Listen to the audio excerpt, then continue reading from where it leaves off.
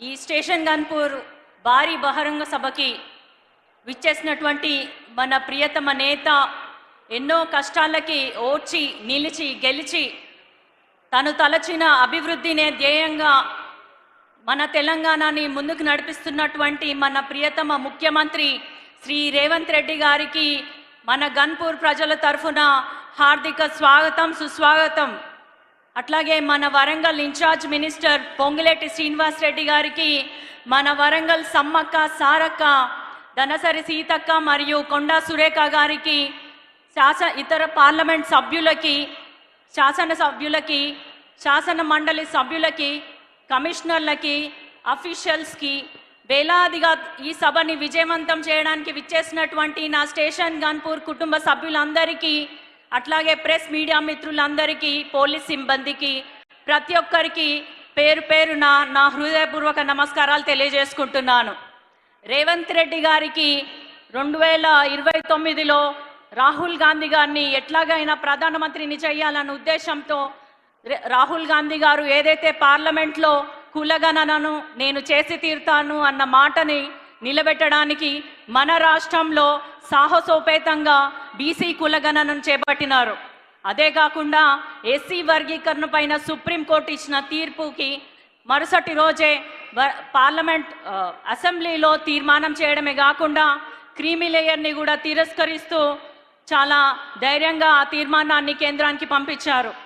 ఇంకొకటి, మన రైతు రుణమాఫీ దాదాపు 21,000 కోట్లతోటి రైతు రుణమాఫీ చేయడమే కాకుండా 22 లక్షల మంది రైతులకి లబ్ధి చేకూరే విధంగా రైతుల సంక్షేమం ఒక కాంగ్రెస్ పార్టీ ప్రభుత్వంగా ఏర్పడితే ఎలా ఉంటుందో చేసి చూపెడుతూ తెలంగాణ మోడల్ని దేశానికి పరిచయం చేస్తున్నారు.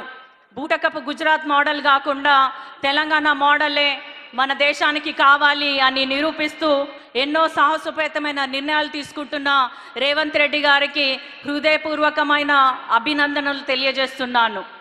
మన తెలంగాణకి వస్తే విద్య, వైద్యం, వ్యవసాయం, విద్యుత్ ఇట్లా అనేక రంగాలలో మరియు పిల్లలు, మహిళలు, వృద్ధులు, యువతకి ప్రతి ఒక్క రంగాన్ని కూడా ప్రతి ఒక్క వర్గాన్ని కూడా అభివృద్ధి పదంలో ముందుకు తీసుకెళ్ళాలి అన్న ఉద్దేశంతో అహర్నిశలు కష్టపడుతున్నారు.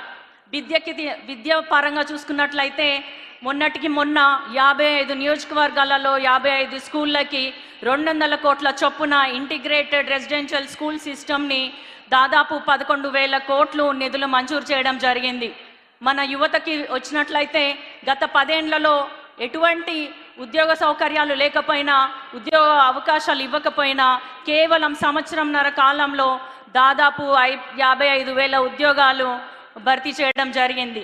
ఈ విధంగా ఇందిరా మహిళా శక్తి మహిళల్ని లక్షాధికారులుగా, కోటీశ్వరులుగా చేయాలన్న ఉద్దేశంతో ఇందిరా మహిళా శక్తి పథకాన్ని కూడా చాలా వేగవంతంగా తీసుకొస్తున్నారు. మహిళల అభ్యున్నతితోటి దేశం బాగుపడుతుంది, రాష్ట్రం బాగుపడుతుంది అన్న సదుద్దేశంతో ఈ కార్యక్రమాన్ని చేపట్టినారు. ఇక వరంగల్ విషయానికి వస్తే, వరంగల్ అంటే రేవంత్ అన్నకి ప్రత్యేకమైన ప్రేమ, అభిమానం.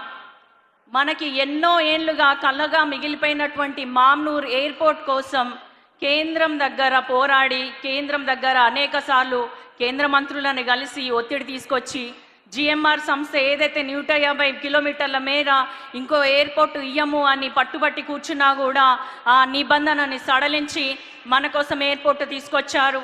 కేవలం మామ్నూర్ ఎయిర్పోర్ట్ అంటే ఎయిర్పోర్ట్గానే కాకుండా ఒక షాపింగ్ కాంప్లెక్స్, పిల్లల కోసం ఒక పార్క్, ఇట్లా చూసుకున్నట్టయితే అదొక పర్యాటక కేంద్రంగా వరంగల్లో మామ్నూర్ ఎయిర్పోర్ట్ని అభివృద్ధి చేయాలన్న సంకల్పంతో ఆయన ఉన్నారు. మనందరికీ తెలిసినది, రాష్ట్ర విభజన చట్టం హామీ ప్రకారం మనకి కోచ్ ఫ్యాక్టరీ రావాలి. కానీ ఎన్నోసార్లు కేంద్రం మొండికేసినా కూడా అన్నిసార్లు కూడా ఢిల్లీకి వెళ్ళి ఒత్తిడి తీసుకొచ్చి మన కోసం కోచ్ ఫ్యాక్టరీ తీసుకొచ్చారు. రానున్న రోజులలో కాజ్పేట్ డివిజన్గా కూడా రావాలని, నేను ఆయన గారు చొరవ తీసుకోవాలని ప్రత్యేకంగా సీఎం రేవంత్ రెడ్డి గారిని విజ్ఞప్తి చేసుకుంటున్నాను. ఇట్లా చూసుకున్నట్లయితే మన వరంగల్ని క్లీన్ అండ్ గ్రీన్ సిటీగా ఉంచడానికి అండర్ గ్రౌండ్ డ్రైనేజ్ సిస్టమ్కి గాను 4,500 కోట్లు నిధులు మంజూరు చేయడం జరిగింది. నేను ఎంపీగా పోటీ చేస్తున్నప్పుడు, నా కోసం ప్రచారంకి వచ్చినప్పుడు ఇచ్చిన హామీలన్నిటినీ ఒక్కొక్కటిగా నెరవేరుస్తూ దాదాపు వరంగల్కి 5,500 కోట్లతో నిధులు మంజూరు చేయడం జరిగింది. అందులో భాగంగా కూడా మాస్టర్ ప్లాన్ అప్రూవల్ కానీ, ఇన్నర్ రింగ్ రోడ్ కానీ, ఔటర్ రింగ్ రోడ్ కానీ ఇట్లా వివిధ అభివృద్ధి పనులు మన వరంగల్కి తీసుకొచ్చారు. ఇప్పుడు మనం చూసుకున్నట్టయితే స్టేషన్ గన్పూర్లో కడియం శ్రీహరి గారి మార్క్ కనిపిస్తుంది.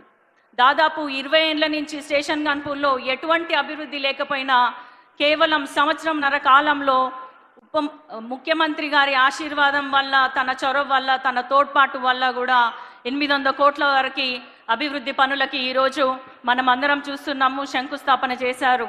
ఇట్లా రానున్న రోజులలో లోటు బడ్జెట్గా ఉన్న తెలంగాణకి ముందుకు తీసుకెళ్ళి ఇంకొన్ని సంక్షేమ పథకాలు తీసుకొచ్చే మన రేవంత్ రెడ్డి గారి ప్రభుత్వాన్ని, రేవంత్ రెడ్డి గారిని ఆశీర్వదించాలని మిమ్మల్ని అందరినీ కోరుకుంటూ, రానున్న స్థానిక సంస్థల ఎన్నికల్లో కూడా మన కాంగ్రెస్ జెండానే ఎగరాలని మిమ్మల్ని అందరినీ కోరుకుంటున్నా.